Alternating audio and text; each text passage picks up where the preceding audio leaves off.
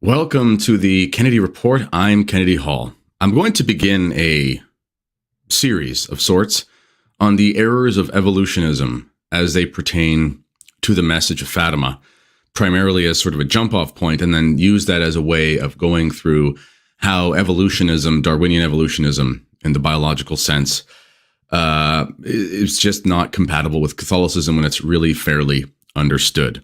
Before I continue, please like this video, subscribe to this channel, click the links in the description to help us continue to grow. You can find all the information there about how to get on the email list for the channel. Also, it's good to be back. I was away for vacation in the United States for a week with my family. What a wonderful country, wonderful people, and great hospitality from our friends, the Smiths down in Maryland. Now, I should also add, it is true, that within Catholic doctrine, there are some questions left unanswered. Personally, I would call myself a creationist, a young earth creationist at that. However, as we'll see as we get into this series, it is not my intention here to anathematize anyone who has a contrary view on some of the more debatable questions about age of the world and so on and so forth. I don't believe in the modern scientific hypothesis. It's not really the scientific hypothesis. There's a lot of discrepancy there. However, there is room for debate by faithful Catholics of goodwill on certain areas. However, I think that we can show through these next few videos that evolutionism as such is just not compatible with Catholicism for everything from reasons of basic philosophy through an understanding of history, the moral implications, and so on and so forth. It's ironic, Darwin and those who were sympathetic to evolutionary theory, they talked about this tree of life, sort of this origin tree of life where everything came from and sort of grew. And I think there's definitely a symbolism in there. It's sort of an antithesis of the tree of life found in the book of Genesis, or the tree of the knowledge of good and evil as well. But I think that we can say the fruits from that tree are rotten and poisonous even. And Christ tells us, by their fruits you shall know them, and the fruits of evolution are murderous and eugenical and so on and so forth. So I think that's something to take into account. Now, Darwinian evolution as a theory, this idea that there is this quantum leap of adaptation between various species, is probably one of the most disastrous things to happen to the belief of Christians in general, especially in Catholicism in the last 200 years or so, 150 years, however long it's been around, basically mid-1860s. There are various statistics that we could all consult, but I know, for example, anecdotally, having taught high school for many years, when you talk about the Bible, which is the basis, scripture and tradition are, two wings of the same bird. When you talk about scripture and tradition, the beliefs of the church fathers about history, the beliefs of saints about history, the beliefs in the Bible, the statements in the Bible about the origin of man and so on and so forth.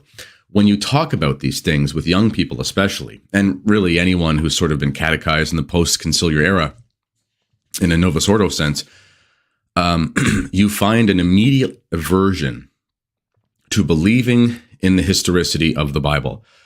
Of course, there are Catholics of goodwill who have been poorly formed, who won't necessarily deny the historicity of Genesis, but they explain a lot of it away. Excuse me.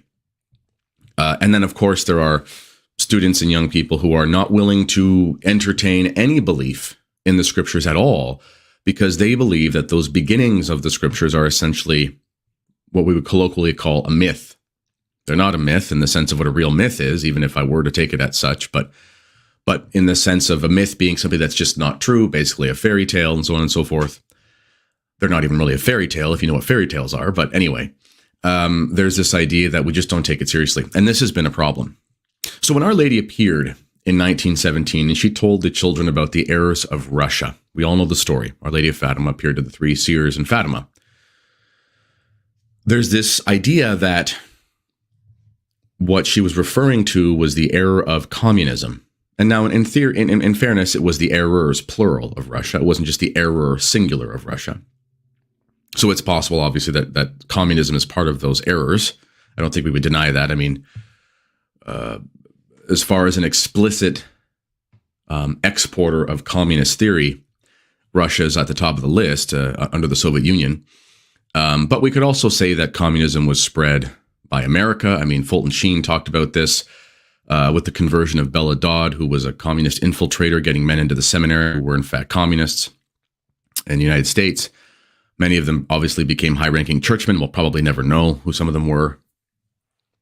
China obviously has spread communism. Academia has spread communism. So we can't say that communism is unique to Russia. In fact, communism obviously predates the spread of it in Russia. I mean, it was a theory going around in Europe years before, decades before the Russian Revolution. And that's why we had a Russian Revolution largely, is because there was this spread through the exporting of academics, through French and German academics into Russia, for example. And there was this spreading of this notion of communism.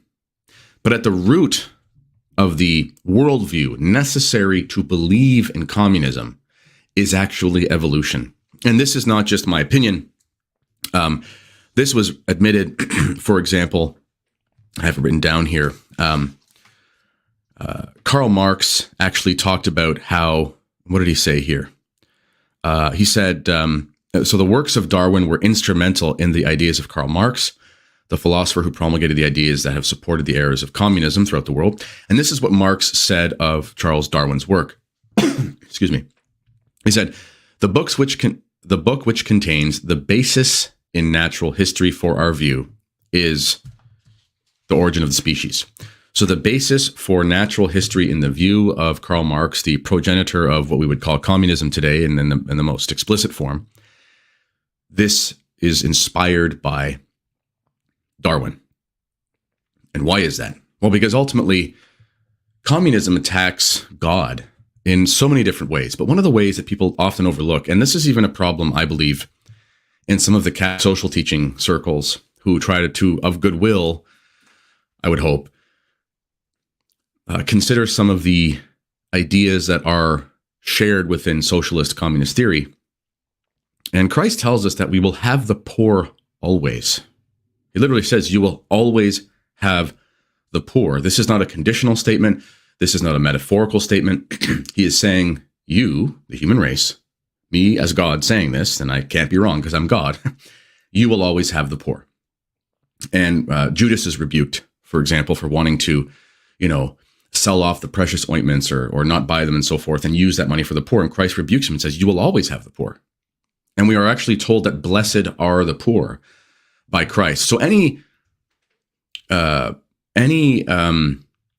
theory or movement, whether it calls itself communist or not, that seeks to abolish poverty as such is an affront to divine revelation. Now, this doesn't mean that we promote poverty. This doesn't mean that we are negligent to the needs of the poor. But the reason essentially that we will always have the poor is because we will always have natural inequalities. It is impossible to avoid these things because we live in a fallen world. Ultimately, to deny that we will always have the poor and to seek to eradicate poverty on a policy level, which we see all over the place now, which is essentially just socialism, this is a denial of infallible truth. Again, this does not mean, and this is what the left will do, they'll say, well, you're just promoting poverty. No, no one's promoting poverty. But Christ, God himself, tells us that to be poor is to be blessed. Now, there's a difference between relative poverty and absolute poverty, and that's a whole other conversation for another day. But the reality is that I don't have the authority to say that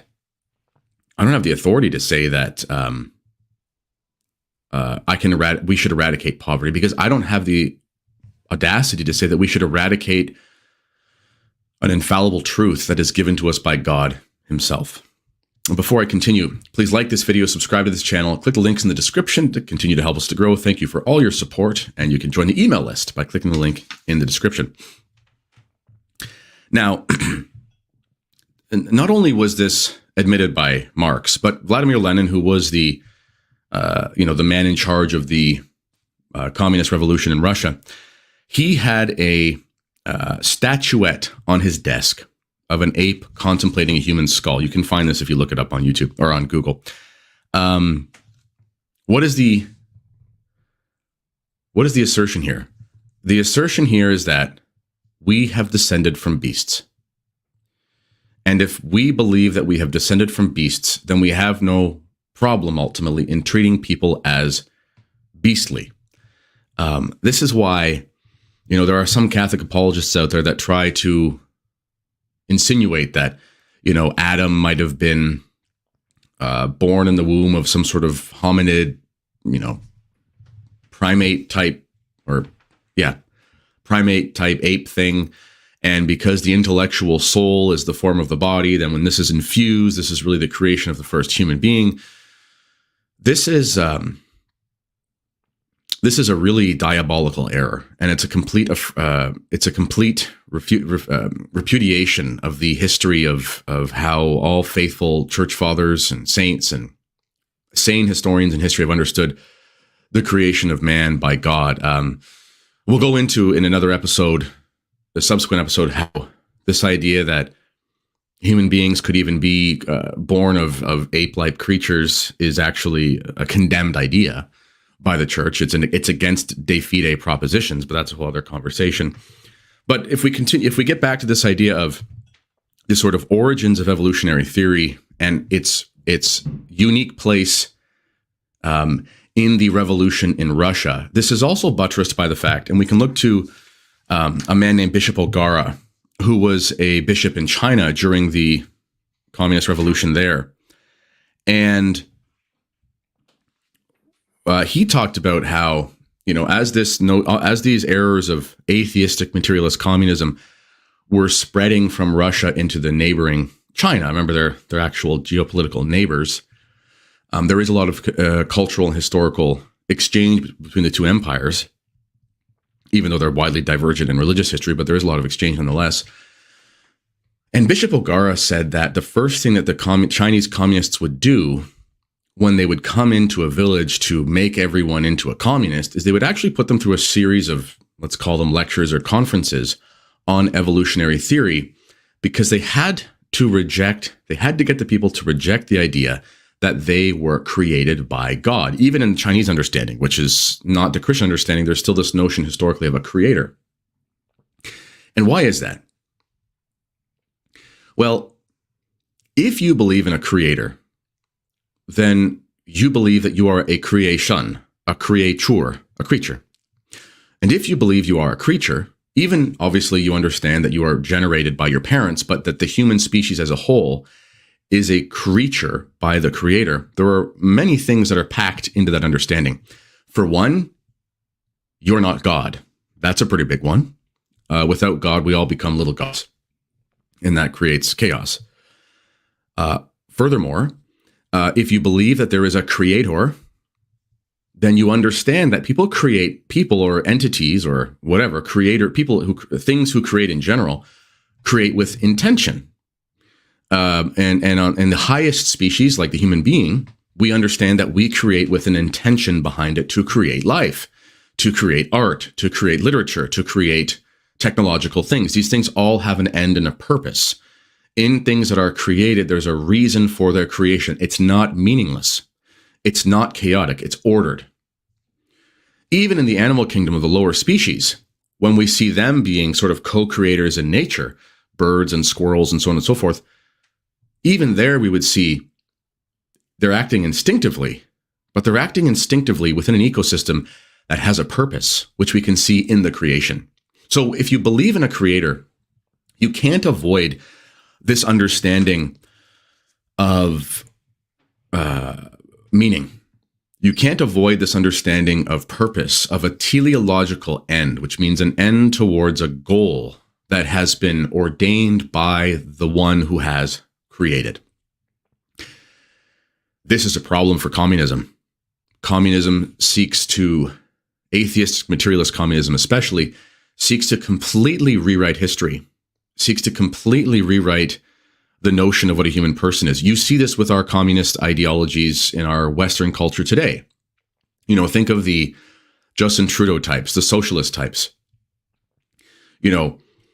These men are, I would call them soft communists. These are socialists in ideology. I wouldn't say they're hardened Soviet communists. They're not doing some of the things that they did, but they're inspired by a similar intellectual idea. And this is why they believe that there needs to be a change in the way that human history must be understood.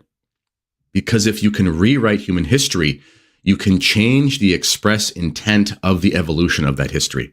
So if you take a people, and you say, these people come from evil, racist, whatever, then that means that the trajectory of your nation, implicitly we understand this because we believe in creation and creature, we understand that the creation of our nation is an evil one. This is the logical implication here. So then we seek to tear that thing down, because human beings, even when they're materialists, still seek towards some sort of progress or good. When this thing is not properly ordered, you seek towards some materialist progress or good. So, you're tearing down statues, you're tearing down the definitions of what men and women are, you're tearing down the definitions of marriage, you're basically tearing down all the institutions in order to recreate with these demigods and their ideas, because we've replaced God with the creature. We've replaced the creator with the creature. And actually, if you go to Romans, the book of Romans, St. Paul, he alludes to something like this. And he talks about the Romans being given up to their sin. And basically, they've rejected the creator. I'm paraphrasing, but they know the natural law. They know the laws of God, because everyone does. And they've actually rejected God. And therefore, he's given the creatures up over to themselves. And what it creates is Sodom and Gomorrah. It creates complete, licentious, libertine lawlessness, which leads to the downfall of a civilization. And that's inherent in the errors of evolutionism. Now, a little bit about the origins of where evolutionary theory comes from. Darwin definitely is the most important modern progenitor of this idea, but it is very ancient. In fact, I'm looking at my notes here, and you can go back to the sort of pantheistic ages before Christ. And inherent in these philosophers of these pantheistic, paganistic era, you see this notion of emanationism. Okay, what does that mean? Well, emanation is in contrast to the top-down idea of Christian creation. So emanation is essentially this idea that there's sort of a wellspring of creative substance, and from there we all emanate and we flow forth from that, being sort of a part of that substance. And therefore, all things that exist are somehow some sort of subversion, or even higher version, but some sort of version that's sort of come out. Imagine, if you will, like a giant bubble. And you have these sort of other little bubbles that come off of this. You can see this when you're actually doing bubbles, with soapy water. And there's sort of one, and then the rest some sort of float away. All of those bubbles that come away, they share in the substance of the first bubble. So this idea, you see this in pantheistic religions like Hinduism, where there really is no ultimate separation between the divine and that which is not explicitly divine. This is why ultimately there are millions of gods. This is why enlightenment in the fullest sense that's understood is basically you go back to this Brahman. You're sort of put here on loan, and then through a series of emanations throughout this reincarnative process where you never really die or live, you sort of go back to this emanation, this divine sort of pantheistic wellspring where all things come from. This is a necessary belief in evolutionism. Ultimately, this is why people will say things like, we're all just made of stardust, because there's this idea that, of course, we come from the Big Bang, and all these other things that we'll talk about in subsequent videos. It's just a scientific way of saying there's this wellspring, this bubble, and all things sort of just emanate from there. And from there, you have this continual progression, an evolutionary process of development of things that are different but not separate. And when things are different but not separate, there's no categorical difference between myself and the squirrels in my backyard. Ultimately, without getting too far into the weeds, is it any surprise that in the sort of leftist socialist culture, you also see a tearing down of the categories of basic biology? Is it a surprise that you see the socialist communist leaders of the world, the World Economic Forum types, who are really, they're faux communists. They're actually sort of umbrella capitalists, but they use socialist ideas to sort of enslave the world to their passions. But in any case, there's a reason why there's an attack on even eating meat. And it's okay if you don't want to eat meat. I guess people just want to eat different foods. I get that. But to view eating meat as wrong, as morally illicit, there has to be an underlying assumption that in this fallen world that we live in, there is no categorical distinction between the higher and lower creatures, because there must be this implicit idea that we essentially share in this same substance in a way that goes beyond mere biological accidents. Anyway, and this is inherent in evolution. This is why in pantheistic religions and in old pantheistic religions like Manichaeism, which was an error condemned by the church, there's always this insistence on only eating vegetables. There's this insistence on not eating meat, not having any, basically being a vegan. So that goes hand in hand. There was an ancient philosopher. His name was Lucretius. There's a bunch of Lucretius. But if I'm just looking at my notes here, he actually had this idea that all life came from the sea. Basically you have, for lack of a better term, and he was widely known in the ancient world. And you basically have this idea that things coming forth from the sea, there was this eternal process of various forces in the universe combining to make life, and other ideas that would fit in well with the modern evolutionary theory were found in his works. And basically you have these lower forms, and through time, they sort of become higher forms. This is exactly what is believed by evolutionary theory. Sorry if you hear my computer is printing behind me. I hope my noise canceller is good enough here. And excuse me. When we go to my son's just going to come in my room here and grab this. One moment here. Here, buddy. Here, sweetie. Take that. Here, mommy.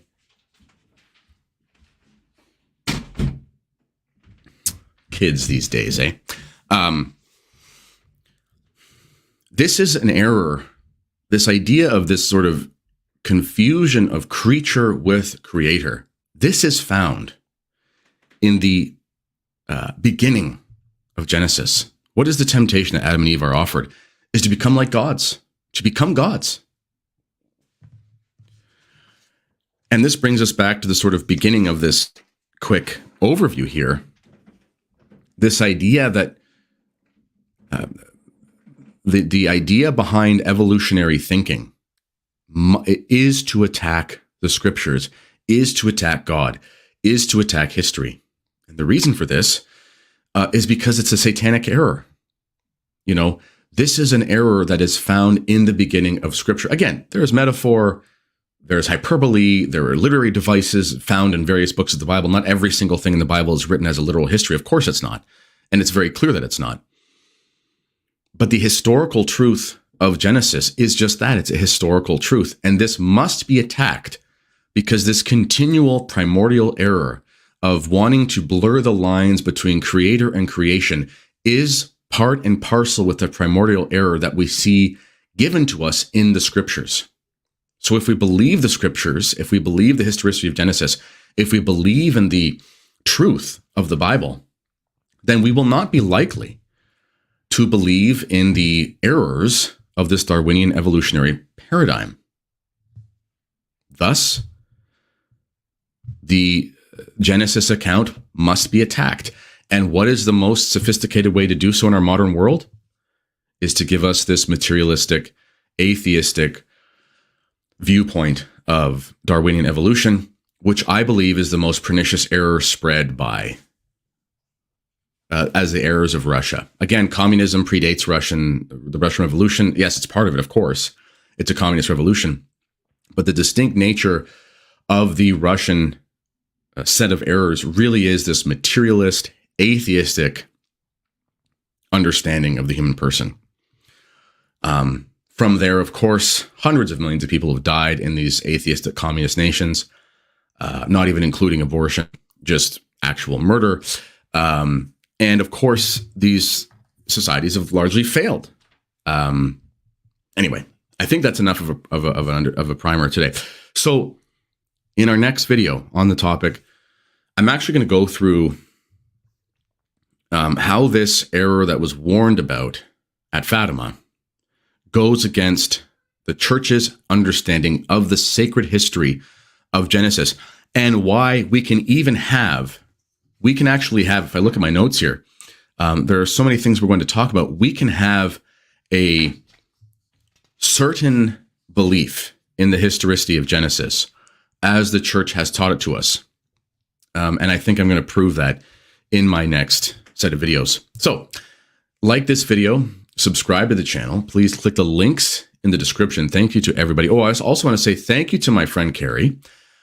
You see this beautiful new microphone, which is with the software that comes with it, is giving us such wonderful sound on this stream here, on this recording. Thank you for helping us out with that. I can't thank my friend enough for what he's done. And this channel wouldn't exist without supporters like our friend Carrie and others. So this has been the Kennedy Report. Until next time, God bless.